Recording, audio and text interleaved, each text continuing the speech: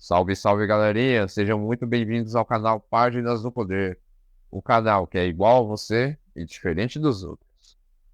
Hoje, o nosso assunto é Brasil. Vamos ver. A colonização portuguesa no Brasil foi um processo complexo e fluente que teve um início em 1500, quando Pedro Álvares Cabral chegou à costa brasileira.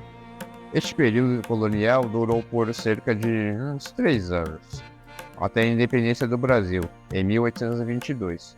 Durante esse tempo, Portugal estabeleceu um domínio efetivo sobre a vasta extensão do território do Brasil, exercendo controle sobre recursos naturais, populações ativas e economia local.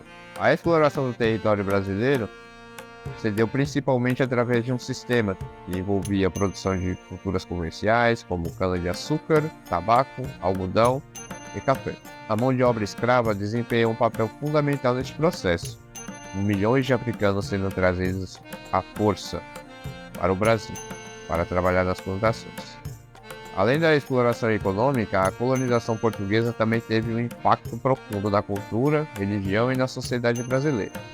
A língua portuguesa, o catolicismo romano e os elementos da cultura europeia foram trazidos para o Brasil e se tornaram aspectos centrais da sociedade brasileira.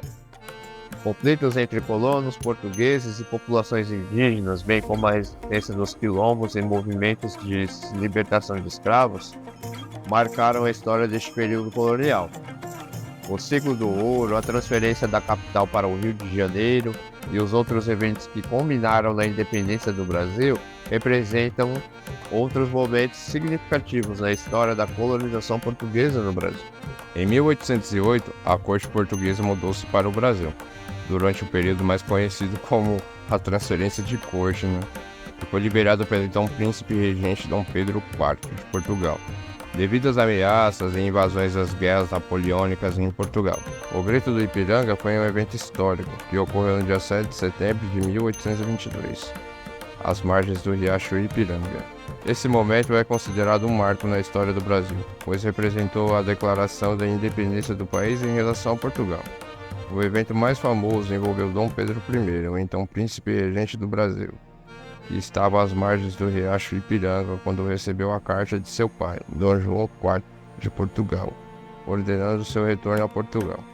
Diante da pressão de grupos pró-independência, como a Inconfidência Mineira, a Conjuração Baiana e a Revolução Pernambucana, diante desta recusa, Dom Pedro I teria proclamado a famosa frase: "Independência à morte", simbolizando a ruptura do Brasil com o domínio colonial português. O Grito do Ipiranga marcou o início do processo de independência do Brasil, que foi formalizado mais tarde, em 1822, com Dom Pedro I sendo coroado como imperador do Brasil, estabelecendo o Império do Brasil como uma nação independente. O 7 de setembro é celebrado como o Dia da Independência no Brasil, feriado nacional que comemora esse importante evento histórico. Após a consolidação do Império do Brasil em 1822, com o início da Guerra da Cisplatina em 1825, com seu final em 1828, e o Brasil teve sua soberania fortalecida pela promulgação da Constituição de 1824, que estabeleceu o sistema monárquico centralizado pelo reinado de Dom Pedro II. A partir de 1840, que trouxe a estabilidade e a modernização do crescimento econômico,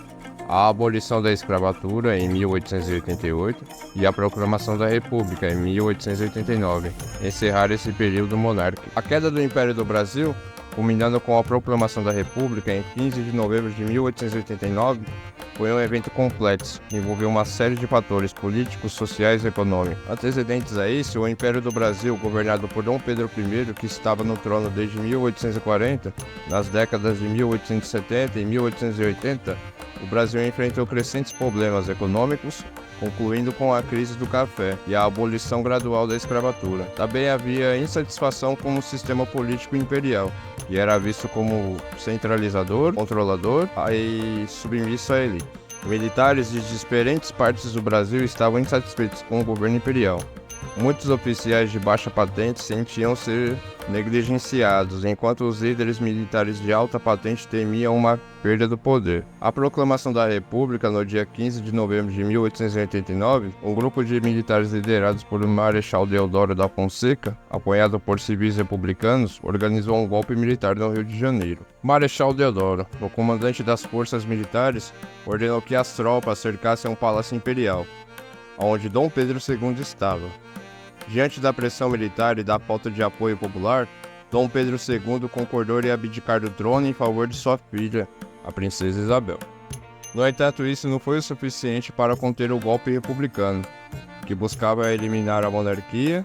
O Marechal Deodoro proclamou a República e se tornou o primeiro presidente provisório do Brasil. Dom Pedro II e sua família foram exilados para a Europa, primeiro para Portugal e depois para a França. A República do Brasil foi estabelecida como uma república federativa, com um governo provisório liderado por militares.